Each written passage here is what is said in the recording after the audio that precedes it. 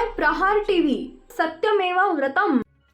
हिंगोली जिल्ह्यातील कळमनुरी तालुक्यात असलेल्या आखाडा बाळापूर कृषी उत्पन्न बाजार समिती निवडणूक निकाल लागलाय। आखाडा बाळापूर कृषी उत्पन्न बाजार समितीमध्ये शिवशेतकरी विकास पॅनल विरुद्ध शेतकरी व बाजार समिती बचाव पॅनल यांच्यात निवडणूक झाली।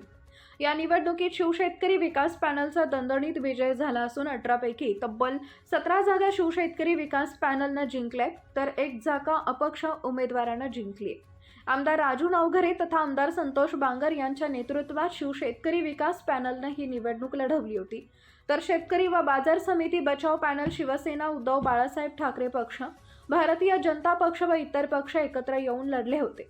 मात्र शिवसेना उद्धव बाळासाहेब ठाकरे व भारतीय जनता पक्ष यांचा कृषी उत्पन्न बाजार समिती निवडणुकीत सुपडा साफ झालाय। विशेष म्हणजे शिवसेना उद्धव बाळासाहेब ठाकरे पक्षाचे जिल्हा प्रमुख अजय उर्फ गोपू पाटील हे याच भागातून येतात। अजय उर्फ गोपू पाटील यांनी या निवडणुकीत जिंकण्यासाठी जोर लावला, मात्र शिवसेना उद्धव बाळासाहेब ठाकरे व भारतीय जनता पक्षाचा या निवडणुकीत दारुण पराभव झाला।